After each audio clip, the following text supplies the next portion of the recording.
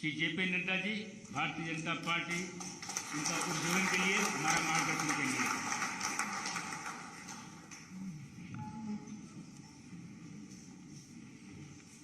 आज के 23वें कारगिल विजय दिवस के अवसर पर मंच पर विराजमान भारत के रक्षा राज्य मंत्री हमारे श्री अजय भट्ट जी, हमारे भारतीय जनता पार्टी के राष्ट्रीय महामंत्री और राज्यसभा में मेरे साथी श्री अरुण सिंह जी, जो बीजेपी हेडक्वार्टर्स के जनरल सेक्रेटरी भी हैं और पार्टी के भी जनरल सेक्रेटरी हैं, मेजर जनरल मुनिंद्र श्रीवास्तव जी, जो हमारे हेडक्वार्टर्स के भी इंचार्ज हैं और हमारे वरिष्ठ सहयोगी हैं, और हमारे सभी वीर वीरांगनाएं बहनें, यहाँ उपस्थित वॉर वेटरन्स और उनके परिवार के सभी सदस्यगण, हमारे सभी डेकोरेटेड सोल्जर्स और हमारे बड़े डिस्टिंग्विश्ड ऑफिसर्स, हमारे वरिष्ठ साथी सहयोगी वरिष्ठ जो हमसे उम्र में बड़े हैं, शेखर जी, जिनके साथ मुझे राजनीतिक दायरे में भी काम करने का मौका मिला छत्तीसगढ़ के प्रभारी के रूप में, जब वो गवर्नर थे तब, तो शेखर जी के साथ वैसे भी मुलाकात हुई है, और मेरे मीडिया के साथी, प्रिंट मीडिया और इलेक्ट्रॉनिक मीडिया के मेरे साथी, हम सब लोग 23वां कारगिल विजय दिवस मना रहे हैं। 26 जुलाई को हमने कारगिल पर विजय हासिल की थी और कारगिल विजय दिवस के रूप में हम इसको मनाते हैं। इस बार भी श्रीवास्तव जी मेरे पास आए थे और उन्होंने कहा था कि आप 26 तारीख को क्या रहेंगे और कारगिल दिवस मनाना है और क्या हम मनाए कारगिल दिवस को, तो मैंने उस समय भी कहा था मनाए ही नहीं, मनाना ही है और मैं हूँगा ही। तो बोले आप रहेंगे क्या? मैंने कहा मैं रहूँगा, बिल्कुल रहूँगा। और इस बार मैंने कहा था कि सिर्फ भाषण ही ना रहे, कुछ इलस्ट्रेटिव भी रहे, तो आपने अच्छा प्रयास किया है। ब्रिगेडियर खुशहाल जी ने अपने एक्सपीरियंसेस शेयर किए और आपने एक छोटी सी शॉर्ट फिल्म भी बनाई है, इसलिए पुरानी बातें तरोताज़ा भी मन पर होती हैं जब चलचित्र हम देखते हैं। तो इसके लिए भी मैं श्रीवास्तव जी और उनके टीम को मैं बधाई देना चाहता हूं कि उन्होंने विजय कारगिल दिवस में एक नयापन लाया। हमारे रक्षा राज्य मंत्री जी ने आपके सामने बहुत विस्तृत रूप से कारगिल के बारे में बताया, और खुशहाल जी ने, हमारे यहाँ एक शब्दावली है आँखें देखी, तो अपने आँखों से देखा हुआ भी वो भी हमारे सामने उन्होंने वृतांत रखा, जो 3 महीने का है, मई जून जुलाई में जो गुजरा उस सारे को उन्होंने रखा और उसको खुद उन्होंने एक्सपीरियंस किया था, तो वो भी एक ताज़ा तस्वीर हम सब के सामने आई है और हम सबको ध्यान में आया है। हम सब जानते हैं कि लगभग 60 दिन से ज़्यादा की ये लड़ाई लड़ी गई, 527 हमारे वीर जवान शहीद हुए, लेकिन लड़ाई के अंदर लगभग 2 लाख भारतीय सैनिकों ने भी पार्टिसिपेट किया और एयरफोर्स की तरफ से लगभग 300 विमान ने कोई 5000 उड़ानें भरी और चारों तरफ से चौतरफा हमला करते हुए और हिंद महासागर को भी सुरक्षित करते हुए और पाकिस्तान को अपने सरहदों पर घेरते हुए इस लड़ाई को हमने विजय हासिल कराई है। इसके लिए आज के दिन संतोष का विषय भी है, खुशी भी है कि हमने कारगिल दिवस के विजय दिवस को मना के रूप में मनाते हैं, तो हम उस वीर गाथा को याद करते हुए आज के दिन को हम याद करते हैं। अब इसमें सब लोगों का नज़रिया अपना अपना है और सभी लोग अपने अपने ढंग से इन बातों को रखेंगे। मेरी समझ फौज की डिटेल्स के बारे में कम है, लेकिन जो मैं जानता हूँ उससे मैं एक बात कह सकता हूँ कि इंडियन आर्मी का हार्डवेयर भी बड़ा स्ट्रॉन्ग है और सॉफ्टवेयर भी बड़ा स्ट्रॉन्ग है। हम वीरता में भी कम नहीं है और स्किल्स में भी कम नहीं है, और इसलिए फौज का एक अल्टीमेट स्ट्रेंथ होती है, लेकिन स्ट्रेंथ के बीच में एक इटर्नल स्ट्रेंथ होती है, और जो इटर्नल स्ट्रेंथ होती है वो कंपेरेबल नहीं होती है, वो इमोशन से जुड़ी होती है। उसमें भारत के फौज का कोई मुकाबला नहीं कर सकता है। ये दिस आई कैन से, ये मैं निश्चित रूप से कह सकता हूं। मुझे फौज के परिवारों के साथ मेरे रिश्तेदार भी बहुत हैं, लेकिन बहुत मिलने का अवसर मिलता रहा है, और हम दुनिया के भी फौज के तौर तरीकों को हम जानते हैं। फाइटिंग फॉर वंस नेशन, इसका जो जज्बा है, ये जो भारत में है, ये शायद ही किसी फौज में देखने को मिलती है। इसलिए मुझसे कोई पूछता है तो मैं हमेशा बोलता हूं, विजय विजय और विजय हमारी ही होगी और हमेशा होगी, इसको याद रखिए। भारत से कोई भी लड़ने आए, विजय हमारी होगी, इसमें कोई दो राय नहीं। और इसलिए ये हमारे शौर्य का, जिसको हम जो बोलते हैं इंडियन स्ट्रेंथ, ये बेसिक हमारी जो ताकत है, और ये ताकत संस्कारों से जुड़ी हुई है, ये हमारी संस्कृति से जुड़ी हुई है, ये हमारी राष्ट्रीयता से जुड़ी हुई है, ये कहीं और नहीं मिलती है। मैं इसको इस तरीके से कंपेयर नहीं करता हूं, लेकिन आप देखेंगे कैसे भारत के साधारण परिवारों से निकले हुए बच्चे दुनिया में आज अपना स्थान बना रहे हैं। वो क्यों बना पा रहे हैं? इसलिए क्योंकि उनका सॉफ्टवेयर इतना स्ट्रांग है कि वो विपरीत परिस्थिति में भी अपने आप को खड़ा कर लेना जानते हैं, उनकी ताकत है। और इसीलिए आज मैं इस बात को बड़े गौरव के साथ कह सकता हूं कि फौज की दृष्टि से जो कार्य हुए हैं और उसको हम लोगों ने आगे बढ़ाया है। एक बात मैं जरूर आप लोगों के साथ शेयर करना चाहता हूं, क्योंकि आप तो जमीन पर लड़ते हैं और आप धरती पर इंच इंच की लड़ाई लड़ करके देश की रक्षा करते हैं, और आपके कारण 130 करोड़ का देश दिवाली मनाता है, होली मनाता है, खुशहाली मनाता है। लेकिन नेतृत्व का फर्क क्या पड़ता है, इसको हमको जरूर समझना चाहिए। नेतृत्व का फर्क यह पड़ता है कि आप आउटकम्स ऑफ 62 वॉर देख लीजिए, आउटकम्स ऑफ 65 वॉर देख लीजिए। आपने 1971 में वो हासिल किया जो सेकेंड वर्ल्ड वॉर के बाद किसी ने हासिल नहीं किया। वो बांग्लादेश वॉर में हम लोगों ने हासिल किया, भारत की फौज ने हासिल किया। लेकिन प्राइड और प्राउड, लीडरशिप से सोल्जर तक का जोड़ने का काम ये अगर किया है तो अटल बिहारी वाजपेयी और श्रीमान नरेंद्र मोदी जी किया है। ये मैं आज का दिन पॉलिटिक्स करने का नहीं है, इसलिए मैं कोई पॉलिटिक्स नहीं करना चाहता, लेकिन मैं ये तो जरूर बताना चाहूंगा कि till 2014 Indian arm forces was 20 years back concerned as far as training is concerned। तो देश का नेतृत्व तो क्या कर रहा था 2014 तक? सोया हुआ था। आपके पास एम्युनिशन की कमी, आपके पास अपडेटेड एम्युनिशन की कमी, आपके पास बुलेट प्रूफ जैकेट्स की कमी, आपके पास हर तरीके की कमी। और देखिए कितना फर्क पड़ता है। बिल क्लिंटन ने प्राइम मिनिस्टर को ऑन रिकॉर्ड बुलाया कि आओ, नवाज शरीफ आ चुके हैं, आप भी आ जाओ, हम आपका समझौता कराते हैं। और भारत के प्रधानमंत्री ने, पहली बार आजाद भारत में कोई प्रधानमंत्री हुआ जिसने कहा हमारे देश के फौजी बॉर्डर पर लड़ रहे हैं, कारगिल में लड़ रहे हैं, जब तक मैं एक एक इंच की भूमि वापस नहीं लूंगा मैं कोई किसी से बात करने नहीं आऊंगा। This is leadership, this is leadership of the representatives. On record है पार्लियामेंट में, एक डिफेंस मिनिस्टर ने यह कहा है कि हम इंफ्रास्ट्रक्चर चाइनीज बॉर्डर पर इसलिए नहीं बना रहे हैं क्योंकि चाइना नाराज हो जाएगा। It is on record. यह भी लीडरशिप इस देश ने देखी है, यह भी इस लीडरशिप में देखी है। I do not want to take risk, इसलिए मैं कोई स्कैम में नहीं फंसना चाहता, इसलिए मैं परचेजेस नहीं कर रहा हूं।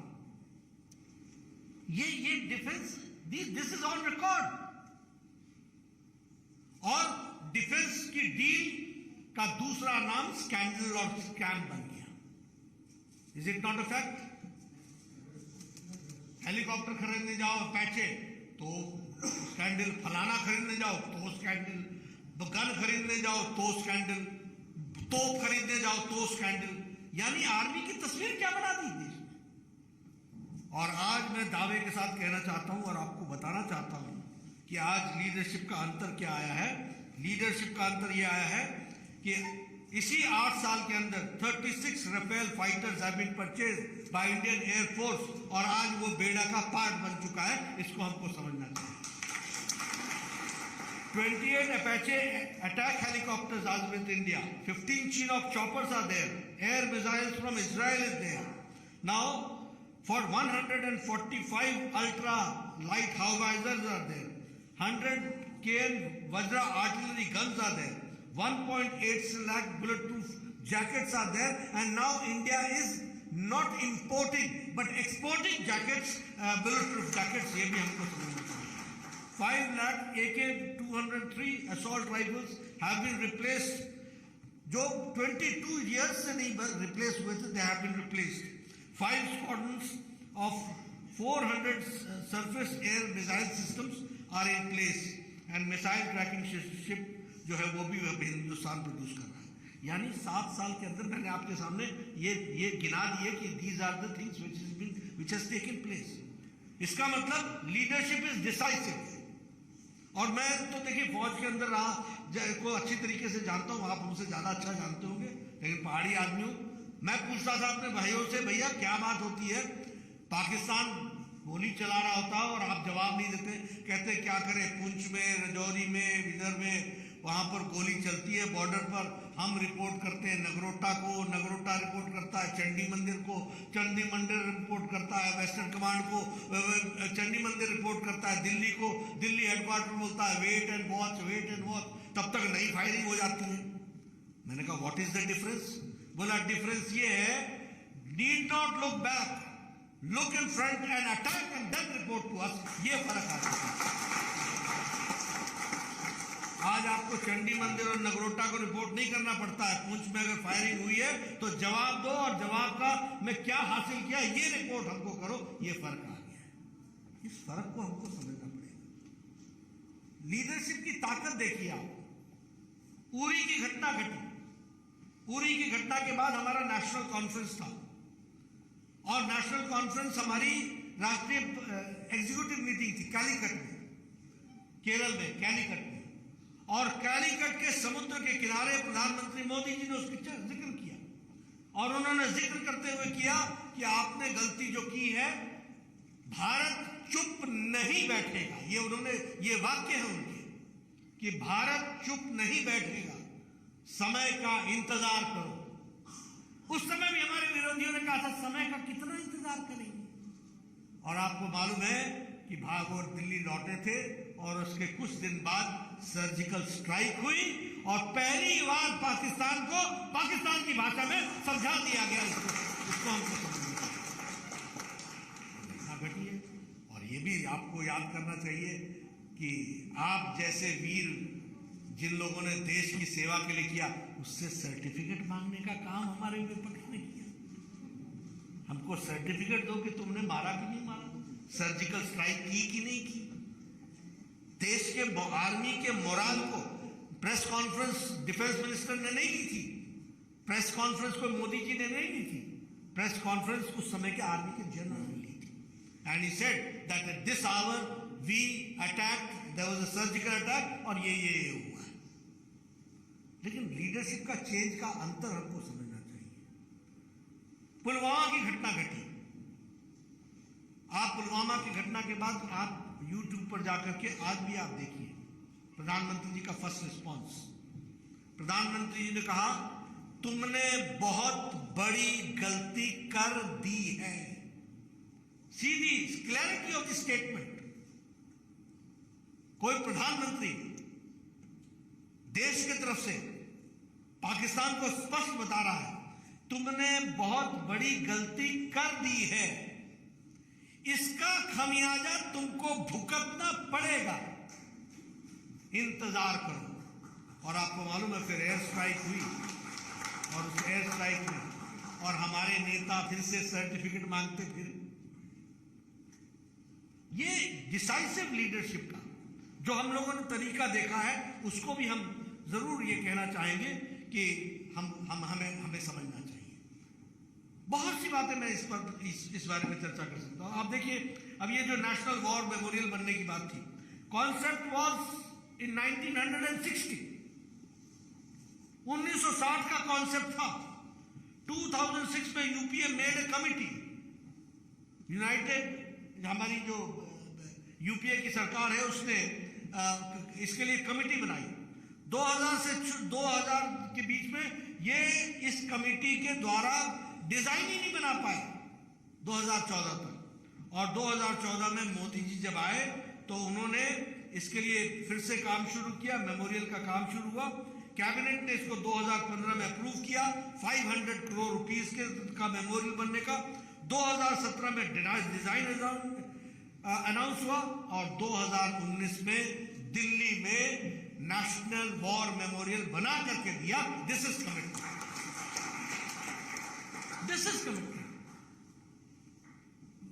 1960, 2006 कमेटी बना रहे हो, कमेटी पे कमेटी बना रहे हो। इसलिए मैं एक ही बात कहना चाहता हूं, फौज भी भारत की रहेगी, परिस्थितियां भी आती रहेंगी, लड़ाइयां भी लड़ने के लिए हम तैयार रहेंगे, लेकिन देश की लीडरशिप की तरफ से हम अश्योर कर सकते हैं कि अगर हमारा जवान वहां खड़ा है, आज तक कोई प्रधानमंत्री रहा जिसने दिवाली और होली कभी बॉर्डर पर मनाई हो? हमारे प्रधानमंत्री ने हर खुशी उनके साथ शेयर की है। सिर्फ देश में संदेश गया कि दिवाली जो हम घर पे आज मना रहे हैं, ये इसलिए मना रहे हैं कि हमारे लाखों फौजी बॉर्डर पर खड़े हैं और वो हमारी रक्षा कर रहे हैं। इस कारण ये संदेश को हमको समझना चाहिए, इसको हमको ध्यान में रख करके चलना चाहिए, और आगे की जिस तरीके की परिस्थिति बनती है उसमें भारतीय जनता पार्टी की तरफ से मैं आपको जरूर इस बात को कमिट करना चाहूँगा कि आपकी जो ताकत है उसको हम संजो करके देश की रक्षा के लिए कटिबद्ध रहेंगे, उसको आगे बढ़ाने के में हम प्रयासरत रहेंगे। और आज जब हम उन शहीदों को याद करते हैं जिन्होंने शहादत दी, और जिन्होंने, अब उनकी भी एक एक कहानी अगर आप सुने तो कोई भी ऐसा नहीं है जो कहीं जिसकी शहादत बाय मिस्टेक हो गई है। वो शौर्यता के साथ लड़ता हुआ उसने देश के लिए अपने आप को आहूत किया है। ये उनकी शौर्यता को हमको समझना चाहिए। इसलिए मैं आज जहां उन लोगों को आप सब की ओर से, अपनी ओर से, अपनी पार्टी के करोड़ों कार्यकर्ताओं की तरफ से उनको नमन करता हूं, उनको याद करता हूं, वहीं इस बात का भी आपको विश्वास दिलाना चाहता हूं कि हमारी पार्टी भारत के रक्षकों के प्रति हमेशा कटिबद्ध रहेगी, समर्पित रहेगी, और भारत की रक्षा के लिए दिन रात काम करने वाले हमारे जो फौजी भाई हैं उनके साथ कंधे से कंधा मिला करके हम इस कार्य को आगे बढ़ाने में कभी भी कसर नहीं छोड़ेंगे, कोई भी कसर नहीं छोड़ेंगे। और भारत का फौजी आज सुरक्षित और इस गौरव के साथ सरहद पर जा सकता है कि उनके नेता ईमानदारी से उनके साथ खड़े हैं और देश की रक्षा करते हैं। आपने मेरी बात सुनी, आपका बहुत बहुत धन्यवाद, और आप सब लोग इसी जोश के साथ लगे रहे, यही मेरा आपसे निवेदन है। बहुत बहुत సెరెనిటీ మోడల్ హై స్కూల్ విద్యార్థులకు అమ్మఒడి, సామాన్యులకు అందుబాటులో ఉన్న బడి సెరెనిటీ. మేడ్చల్ జిల్లాలో మేటిగా నిలిచి సాటిలేని ఫలితాలను సాధిస్తున్న నంబర్ 1 స్కూల్ సెరెనిటీ. మా ప్రత్యేకతలు ప్రతి విద్యార్థి పట్ల వ్యక్తిగత శ్రద్ధ, activity based learning and digital classrooms, computer lab, 100% ఫలితాలు, sports and cultural activities, yoga, abacus మరియు Vedic maths education. Please visit Serenity Model High School, Nagaram. Admissions are in progress. Call 040-271-46899 and 040-271-48699.